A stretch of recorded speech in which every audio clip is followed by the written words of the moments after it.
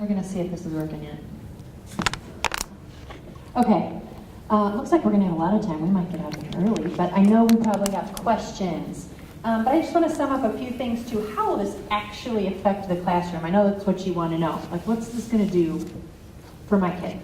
Our goal is not more homework. We had some people say, oh, if you're doing this big curriculum push, are we going to have 2 more hours of homework every night? And what's going to happen with that?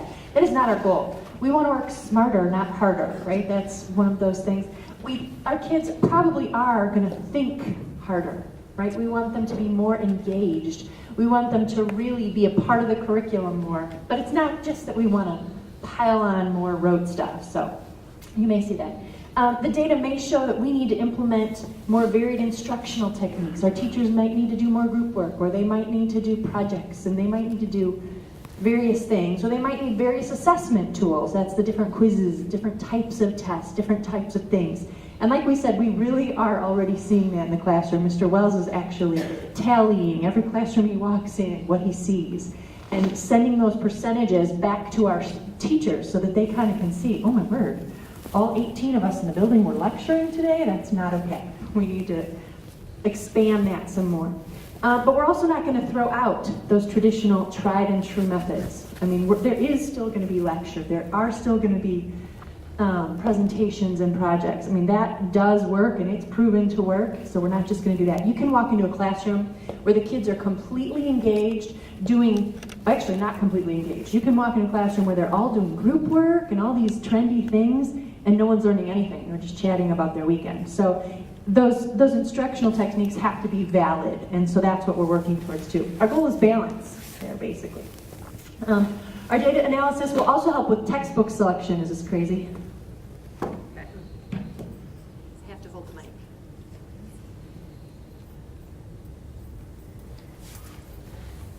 Sorry, I have to move a little bit. I can't stand that. That data analysis will help with textbook selection, and I know that's a big thing that people want to know. What are you doing? Textbooks are expensive. That's a reality. So there are priorities in getting new curriculum. And we never want to just jump at a fancy, new, handy curriculum unless it's really going to help with our educational goals. So we do look at a lot of new things, but sometimes you will see some textbooks that are old. Like they look dated, or you see the textbook date on it. Part of that is definitely priorities, but sometimes there are textbooks that the curriculum has not changed at all. And so we have a priority where we may really need a new language curriculum and a new elementary math curriculum, and factoring at Algebra 1 hasn't changed in the last 50 years. So that textbook is a tool for our teachers. So a huge thing is helping our teachers and training them to use those tools better, okay? Textbooks are just literally one part of our overall curriculum. Let's see. Our new elementary math textbooks, if you have seen those already, if you're a 1st through 5th grade parent, they are actually already aligned to the Common Core, and that helps us make sure that we're hitting the right things. We don't have those gaps and those overlaps, and you actually, in the student textbook, can see what Common Core standard it's to. So as we look at new curriculum, we are looking at that, and honestly, we haven't gotten we got new math curriculum, our Shirley English curriculum, which focuses on grammar and parts of speech. It's kind of a more traditional. We are getting new things, but we didn't want to jump at a lot, especially this year, because we knew that we were doing all this data analysis, and that makes a big difference. We want to pick the right curriculum. And there are also a lot of new fancy textbooks that do great with Common Core, but then they're going beyond that Common Core and pushing a very anti-biblical worldview, and we're not okay with that. And we're going to be very careful when we choose curriculum. So just so you know, when we're doing curriculum review, there are so many pieces that go into that. Please understand, we do take a lot of factors into consideration there. Well, overall, our kids are doing great. They are doing well. That high school report card, especially in your hand, is proof that the students who apply themselves, they can achieve their goals. They're going to awesome colleges. They're getting great ACT scores. But our goal in all this is so that we don't become complacent. We want to hold ourselves and our faculty accountable to teach your kids what they need to learn. We want to continue to improve and we want to provide the very best Christian education that we can. So that's the goal of all of this. So that's kind of our big spiel tonight, right? What we have on our paper, but you probably have questions for us. How was Mrs. Hennings? I know she gave us a lot of stuff. Did you understand those Terra Nova scores? Did you have questions on how to? Can we ask one? Yeah, definitely. The norm referenced scores page, that SS column, what is that? What is the SS column on the norm reference page? Could you put back up a Terra Nova score for Terra Nova? It says scale score, right? Scaled score. How do we interpret that? Yeah, scaled scores and stanines is the other number that you'll see on there, are just a general score report. So when the test is graded, that scaled score is assigned, and it goes anywhere from a 100 to a 900, and that same scale is used for students in first grade all the way through 11th grade. So is that our students' scale score? In essence, it is, but it's very difficult to translate that into anything that's meaningful. Honestly, it doesn't really mean anything. Oh no, she's right. Other things on that. Did that the diamond with the line and all that grade? Did that make sense to everybody?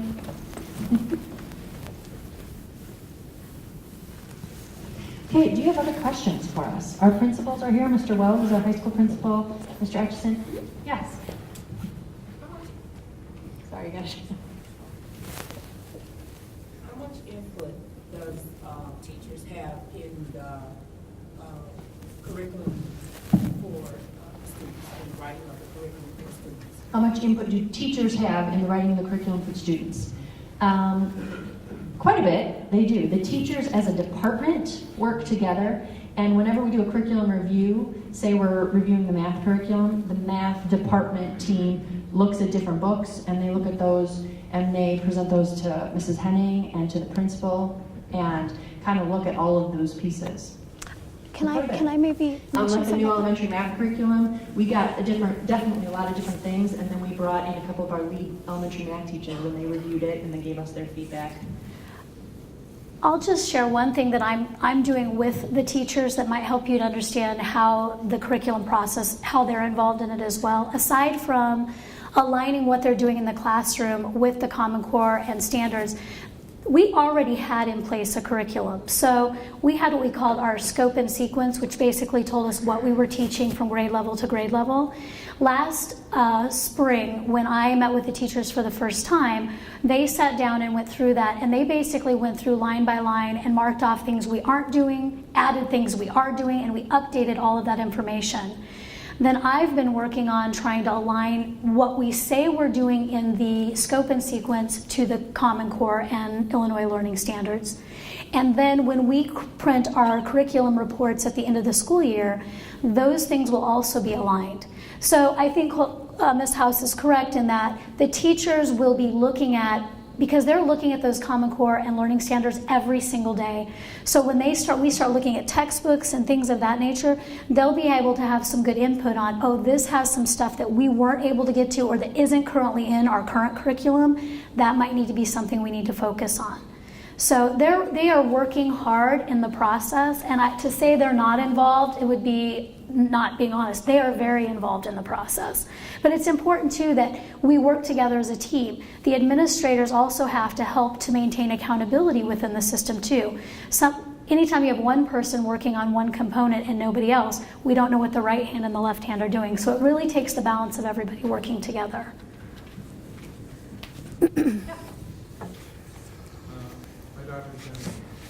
Third year of Spanish, they switched to new curriculum this year. It makes a lot of assumptions that people have already been in their curriculum first and second year. Kind of lost. I wonder how that kind of decision gets made and make more sense to switch to new curriculum in first year. Great. Yeah, I think you probably want me to. Mr. Wells is new in that. Yes, the Spanish curriculum was kind of a leap this year, and when you switch new curriculums, it's tricky because a lot of times you'll do it across the board because you think it's going to take us 7 years or 4 years to get into this new good curriculum. With the Spanish, we did start with Spanish 1 last year. So then Spanish 2 now is 1 and 2. But those kids who are in Spanish 3 this year, they had 2 years of curriculum that wasn't this. Now our Spanish teachers, Mr. Rockford, who left 2 years ago, and Mrs. Sievers last year, they loved this new curriculum. They had been planning for this year to implement 3 because years 1 and 2 are so basic, so tied, they didn't want second year to jump into a new curriculum, but they knew that at third year they could. Because there's a big difference between the grammar and the vocabulary and third year what they have to do.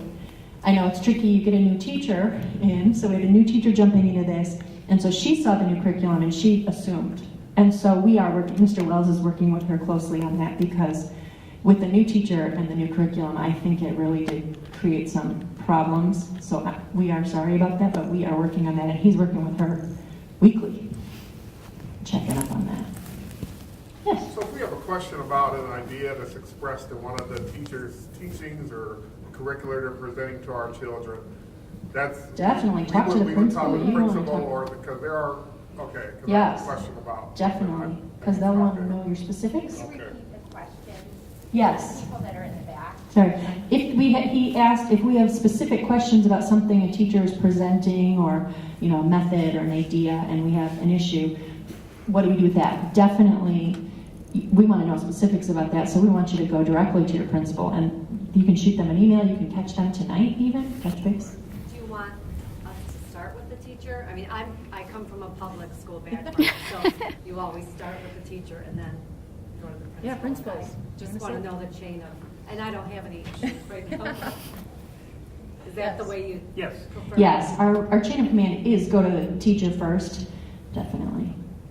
If it's something crazy alarming and you need to get a principal involved, that's fine. But usually, 90% of things can be solved when you just talk to the teacher. We don't have to blow them up either. I just want to make a general comment, and then I have a question. I'm really, really pleased to see what you're doing here as far as the attention to the curriculum and the academics. I'm also very happy to hear that you had stated that you're not looking to teach to the test. That's one reason, other than the fact that this is Christ-centered school that we've chosen at this school, is that I believe there's a lot of issues with teaching to the test. So I really hope we continue to look for that beyond the area. But as far She's as glad we're doing this and that we're not teaching to the test. as far as the Terra Nova versus the testing, the standardized testing we used to do, ACSI had asked that we do Terra Nova, correct? What other schools are using Terra Nova over standardized testing now? Holly would be the. Sure. Terra Nova is actually the most widely used standardized test exam across the country. It has the most recent norm reference scores, and so it is actually most popular, which is part of the reason why ACSI needed to move away from Stanford's. It was becoming old school. We needed to go new school, hence Terra Nova. So.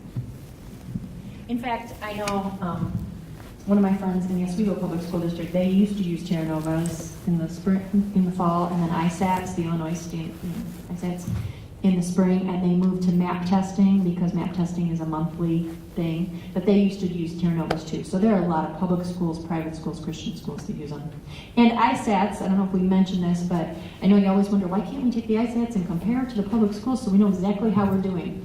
2 years ago, we approached the State Board of Education. We got deeply into that and really wanted to give the ISATs so that we could provide parents with that comparison, and private schools, they will not allow us to buy them, take them, anything. So we can't take the ISATs. So that's why. We're not hiding from those, we just can't.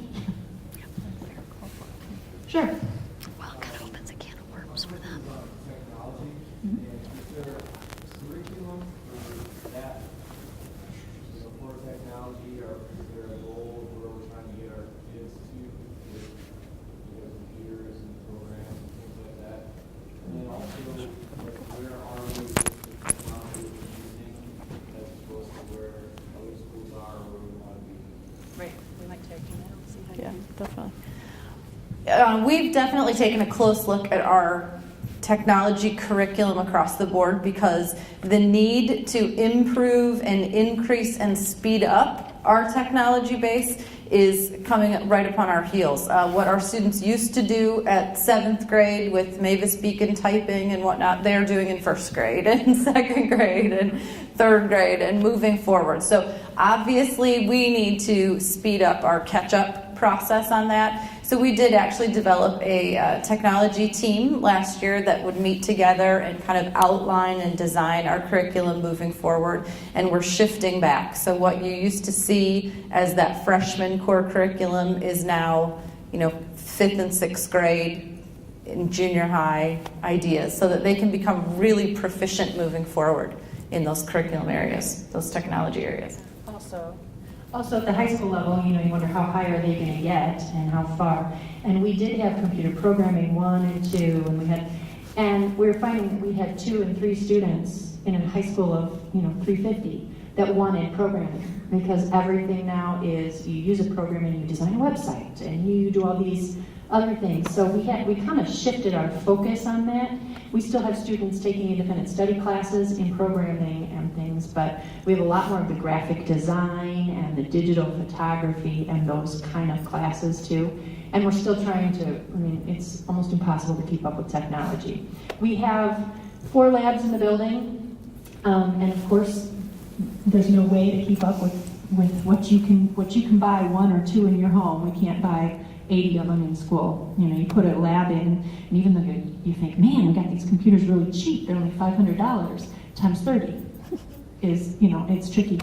But we do have a Linux lab, and that's a Linux operating system, which is kind of cool, and not a lot of people know what that is, but it's basically 1 tower per 4 desktops, and it's much cheaper to run and much cheaper. So we're kind of moving that direction. They actually have them now that's 1 to 10. So we're kind of moving that way. However, the software you do on it is not Windows-based, it's Linux-based, Linux, if you want to look it up, Linux. And everything on a Linux system is freeware. So instead of buying that graphic design program, Photoshop or all the big extreme ones that can cost you $800 at home, the students are learning the freeware version, and so then they're able to download those at home free too and have them both. So that's been a really good thing. It just doesn't sound the same if you don't, you may not recognize the programs. So we're working on that and totally trying to keep up and do good things in tech. And kind of the trend now too is going to iPads or going to tablets and working on that. So we have some tablets our teachers are working with, trying to get up to speed, because just giving them all tablets and them not knowing how to use them would waste time too, because they play. So that's, the technology is one of our hardest things to keep up with. Yes? It's funny you said tablets, because I'm wondering when you're going to let the students use their tablets in the classroom. My son has one specifically for note-taking and all that, and he was told at the beginning of school last year that he couldn't use it, and this year again.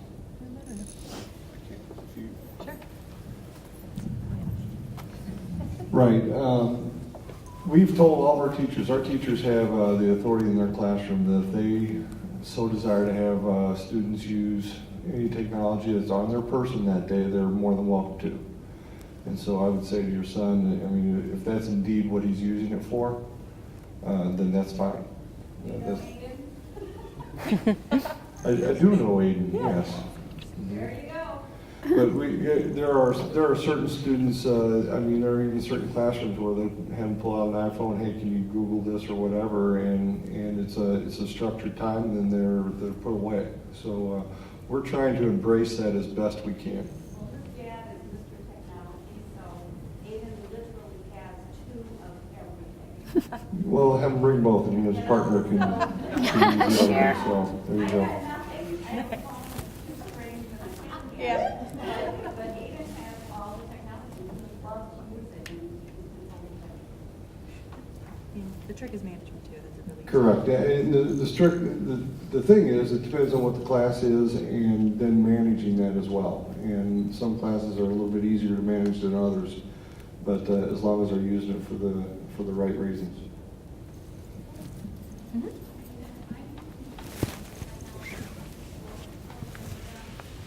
all of these results and whatever, I just want to know, what input do you take? When I talked at your conference night, whatever you call that, what I was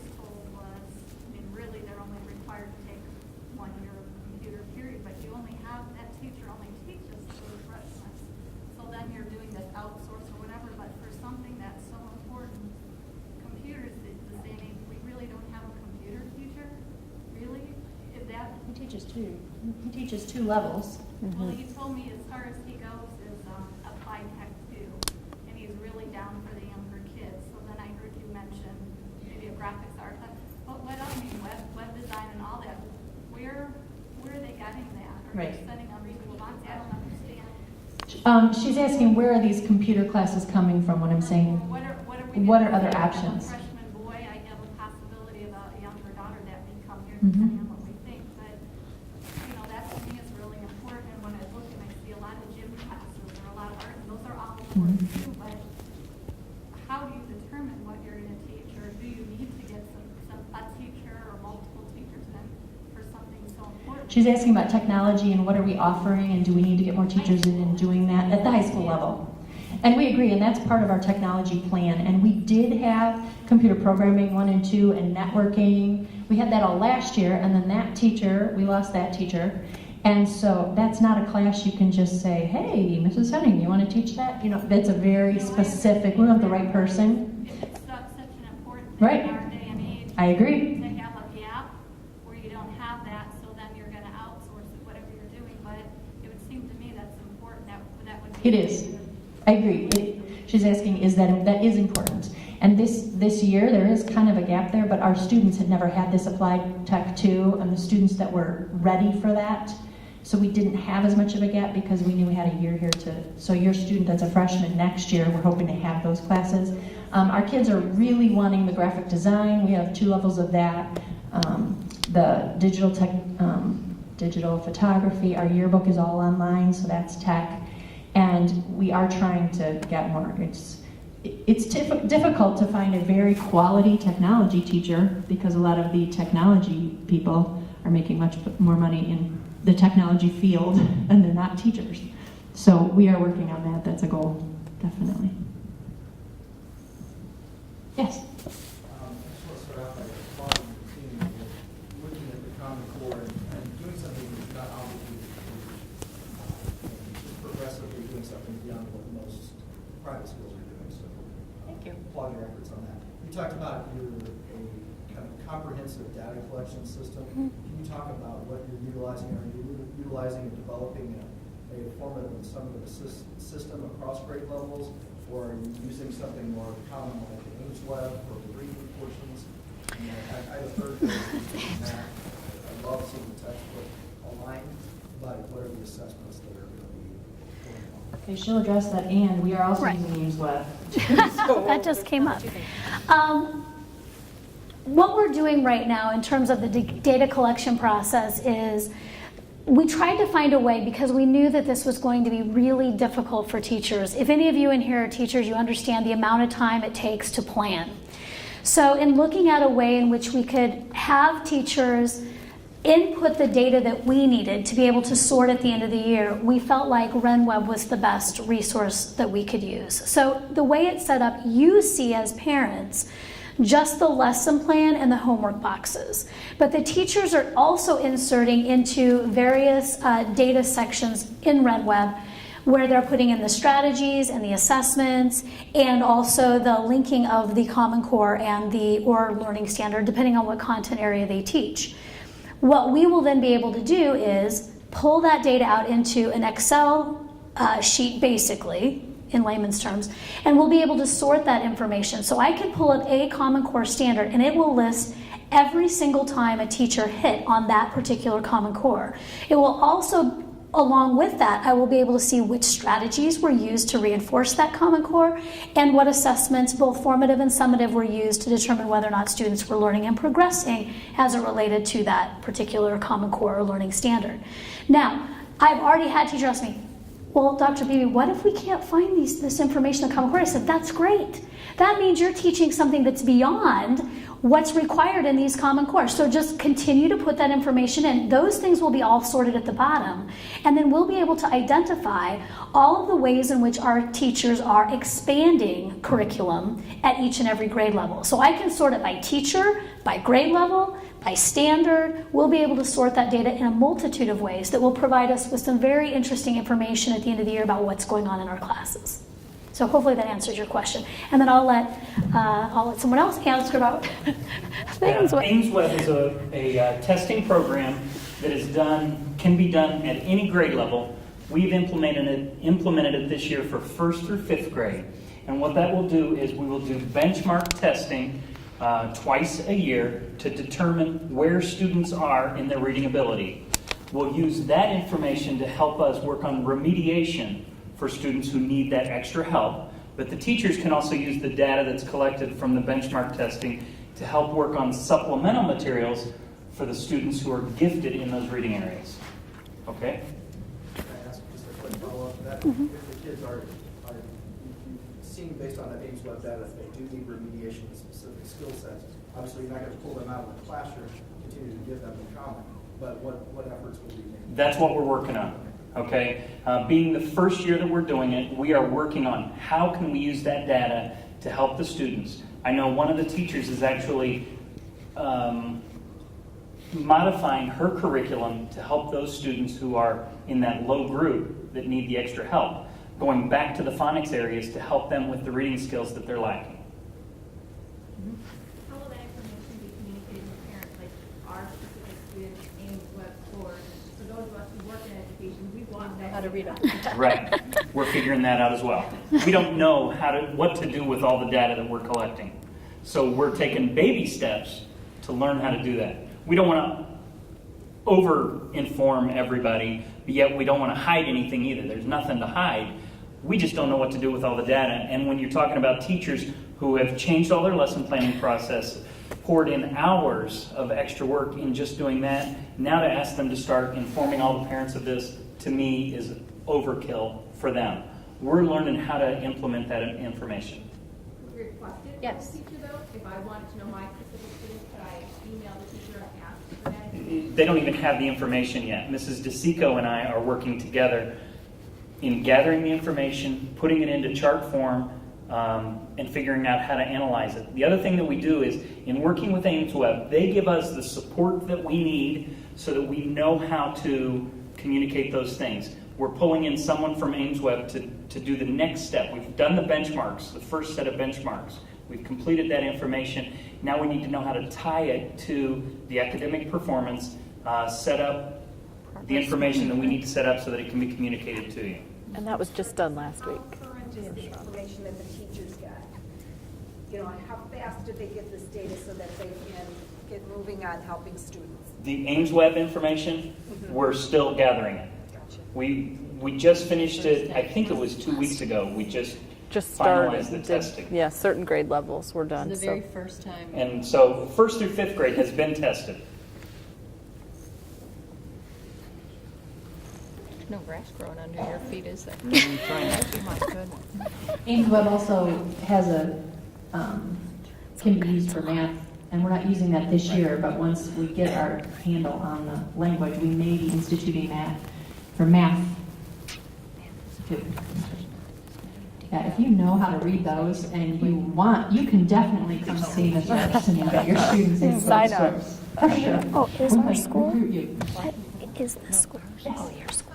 One question I had, there's so much data that I know that you guys are getting, and you're talking to the teacher about what their lesson plan is, and they're communicating what strategy they use that day. And then at some point, they're taking a test to assess the student.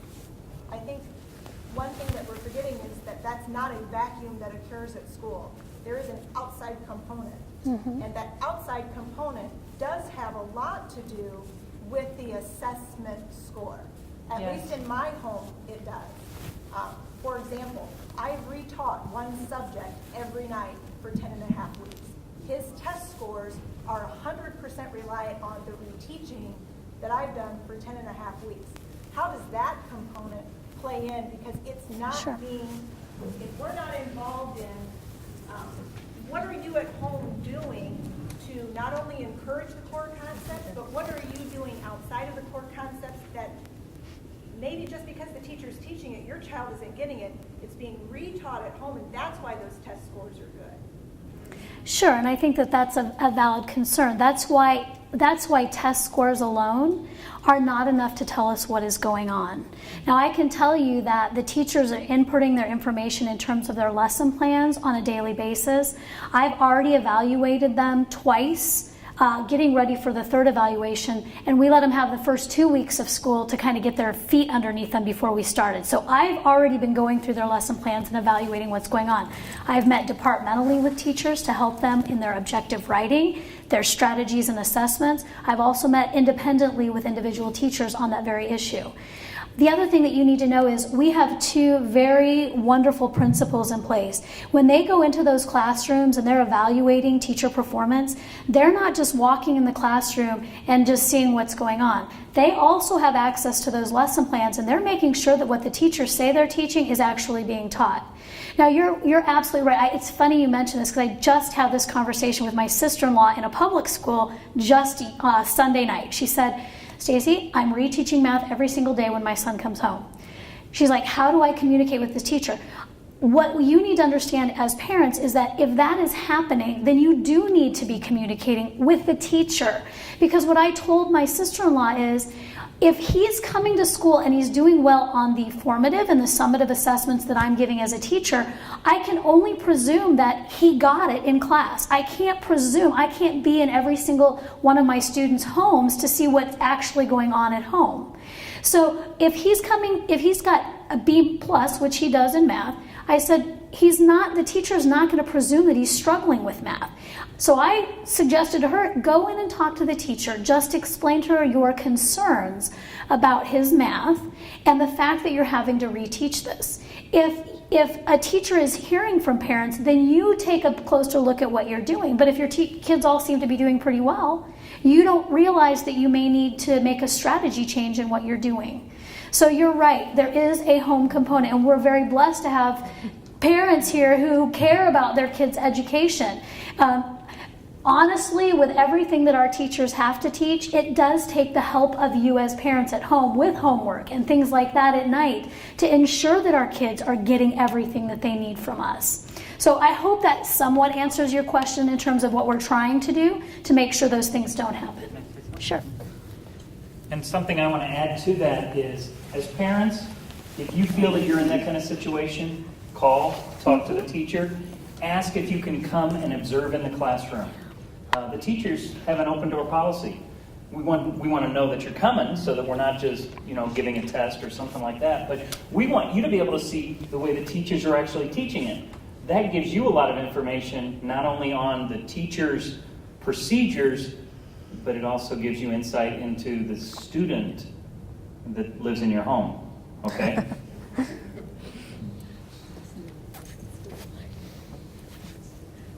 Yeah. Having been through some of those bumps in the road with our students and contacting teachers, the response has been phenomenal. Swift and That's great. She said, having been through some of those bumps in the road and problems, the teacher's response has been phenomenal and great. And we're not so naive to think that every time you ever call a teacher, you had a perfect experience, because I'm sure there are a few of you that are going, I had a bad experience. We're human too, and we're overworked too, and if that happens and you're not getting a response, please call the principal and say, I tried to contact that teacher and they're not getting back. Feel free to do that. But in general, our teachers really want to hear from you because they know that they'll get better if they know what's going on with the kid.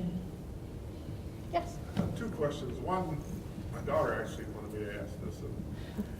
How are the colleges determine which colleges actually visit the campus here, or the schools here? She has questions about which ones are coming, often secular Christian colleges. So she has some questions on that. And I got a second. So how is it determined what colleges come visit Aurora Christian to recruit our kids? Yeah, and that decision is actually made for the most part, on the part of the schools. Those schools have specific areas that they have to target, specific schools they have to market to. So they will oftentimes call and say, I'm in your area, can I come visit your school, set up a booth at lunch, talk to students in your office. So 90% of the students or the schools that come here happen that way. So they solicit us, if you will. There are on occasion schools that I'll contact that I know are in the area that I'll just say, I've got a group of students that's interested. They'd love to chat with you. Can you make an appointment to come see us? For example, Wheaton College is so well known in the area that they really don't recruit very often to schools here. So many times I have to actually call Wheaton and say, okay, come on over, I've got a group, because they just think our students know about them, so they look elsewhere across the country to do that marketing. College fairs are in the fall, in October, first 2 weeks of October. There's a Christian college fair and then a combined college fair at Wabansie that has both Christian schools and non-Christian schools. And I don't limit college visits to Christian schools specifically. Northern Illinois was here the other day, Northwestern Michigan. So again, if they're interested in our students, doors open. Follow? Yeah, the second question was about, we talk a lot about how the curriculum prepares them for college and or if a student wants to go to vocational school or trade school. I didn't hear a lot about the trade school component. That might be a question I take offline for students who may be interested in that, because there's a need for that in industry. Right. How do you meet that need? But the other question is, how do you know, or how do you validate how well, or is there a validation process of how well students go when they get to college? Because how is that is validated? Because it's a big deal. In other words, how well they do when they get to college? Yeah, Okay, so very how well- interesting. how You well might bring they- that up, seeing that I'm a college professor and I see these kids in my classroom. Let me address your first point. One of the things that I didn't mention about the Common Core that I think that everybody needs to understand is the Common Core was developed by an outside national educational agency along with what businesses and colleges were saying students needed to be successful. And I think that's why we're seeing so many states move from their state-driven learning standards to the new Common Core, because they were addressed by outside agencies that said, you know what, these are the weaknesses of students we see graduating from high school coming into college, and also students coming out of college, these are the skills that they really need. So that's one way in which, by us aligning our curriculum, we will better be able to prepare our students to go to the next level, whatever that might be. It's interesting because I do work at a university where we're constantly asking ourselves that, who are those who are most likely to be successful in college? And it's why most colleges and universities have entrance requirements. Some say we're only going to take those with an ACT of 24 or better. And yes, some of that holds true in terms of academic success because they at least have foundational skills to be able to function in college. But there's much more that goes into that equation. Number one, just because you didn't do so great on the ACT doesn't mean you don't have the skills necessary to be successful in college, which is why many institutions look at more than just that. Oftentimes it includes their overall GPA in high school along with their class rank. They also want to look at how well a student socializes, how well they, can they live away from home? Do they kind of have that open ability to communicate with other people, which also is an indicator of student success in college. So there's a number of factors. I don't know that there's a way that we can kind of quantify all of that data into saying, if your child has all these attributes, they will be successful. A lot of times it's just where they go. Are they happy with their choice? Is their college degree in a field that they really feel passionate about? One of the things I can say in working at a Christian institution is, that's one of the things we sit down and say to our students all the time, it's more important, you're spending a lot of money on your education. You need to make sure that what you're doing is going to be life fulfilling for you when you're done. So I'm not sure we can quantify that, but those are just some of the things that we look at least at a university level in terms of academic success. And how do our students do when they go? We don't quantify all of that, but we hear a lot of feedback. Mrs. Henning gets a lot of that, and our kids are doing great. And when they come back and say, oh, I need help with this writing, that really gives us feedback, like, ooh, they're not doing enough writing, or they're not. But in general, we have kids flying, doing great. I mean, you hear probably most of that. You have those token few that they go to school and they play video games all night, and then they do poorly. They were prepared and they didn't do it, but if they apply themselves in college, they're doing great. I understand that the Terra Nova is one of the most used, Mm-hmm. but does it actually break it down? And I know it's nationwide, Yeah. but do we actually see data that breaks out the school's performance in the region, in the area? How does that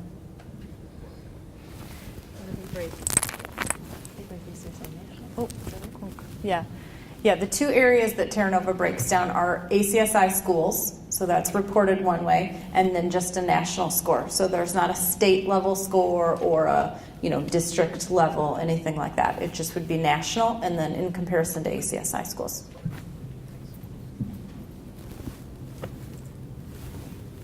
By the way, ACSI stands for? ACSI is the Association of Christian Schools International. It's the largest Christian school organization in the world. It's actually international. However, a lot of the schools right around us, like St. Paul's Lutheran and Cross, they are not ACSI schools. So those aren't, even if they take the Terra Novas, they wouldn't be in that ACSI group. They'd be in the national group, which doesn't tell us about the 5 right around us that we compete with. Yep, which very often you will not hear us report results in comparison to ACSI. It's just not a complete group for us. When you're looking at sort of our competitor schools and or feeder schools, the national percentile is just a better view. Because everybody can compare to that. Yes? I just have a question in regards to the grading scale. Uh-huh. Why are we at such a higher grading scale? Because really colleges don't look at whether it's 92 to 100 compared to a 90 to 100. It just kind of affects our GPA for our kids. Why would we want to do that? A lot of schools, I don't know if you know, a lot of schools around us actually are higher. When we used to be 94 to 100, 86 to 83, 70 was the lowest passing grade. So about 8 years ago, maybe, we actually lowered our grading scale, and we had a lot of parents that were very fussy that we were dumbing down the grading scale. But it comes from the high school wanting that GPA to compare. However, I know that when we give tests and when we give assessments, although we're a 92 to 100, we want to be on that percentage. But if teachers are also seeing kind of that bell curve, where are my kids falling? They're in the C range, they're in the B range, they're in the A range, and we really felt that 92 was a good raising the bar for our kids, but not so extremely. There are still some Christian schools around here that are at 94. There's some public schools that are at 92. When you look at colleges don't care. They don't even look at what school you're at. They just want to see it's 90, 80, 70, 60. And I've gone through this with 2 of my kids.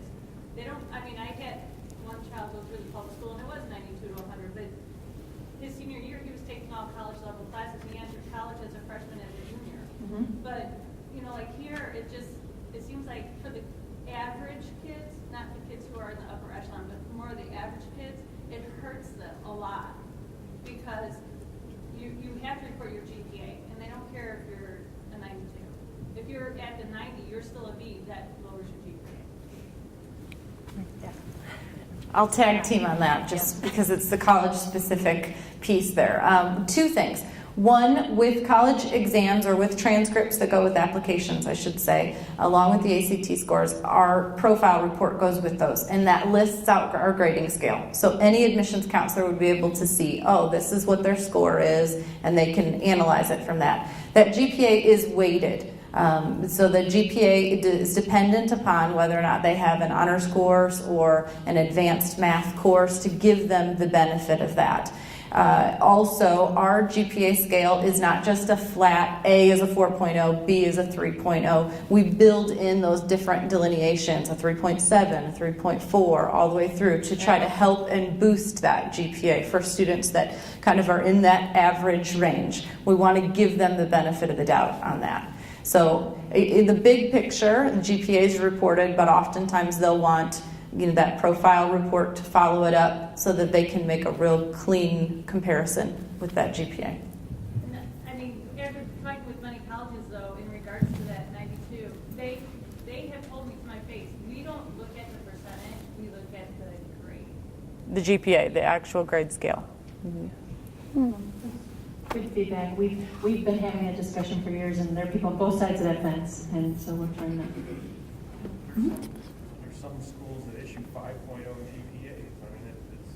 It's so subjective. It's not even funny. Yeah, it's very subjective. Grade on the curve, you can throw a test out there that the highest grade is 60% that gets you an A. So I don't know. They have to, the college, they're treating that way.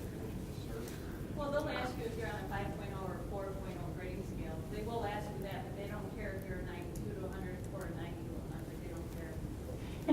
a lot of teachers do take that into account. You know, you want a certain percentage of your kids to be at an A range. So when you write your test, that same percentage would get a 92 to 100 here, that might get a 90 to 100 if my grading scale was a 90. I mean, so some of that takes care of itself in the bell curve that we use.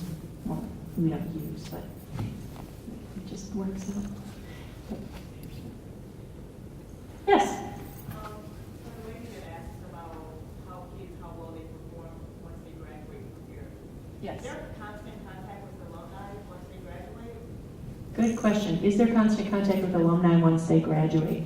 We have not been good at that. I'll be honest, we have been poor at keeping in touch with our alumni other than those ones that want to come back and see us. We are working really hard on changing that. Wendy Holtz is our district coordinator now, and that is a huge push that we're trying to do. And it's hard to grab 37 years of graduates because they're all in the wind, basically. So we worked real hard at it. You saw the alumni tent at the football game, and we're trying to reconnect and trying to get graduates to pull in their friends. And this spring, we're going to try to do a big push with our current seniors, kind of inducting them into being alumni and try to keep touch with them so that they'll tell us. A lot of times, honestly, freshmen, sophomores, college kids don't really want to keep in touch with their high school. You kind of got to grab them once they're out.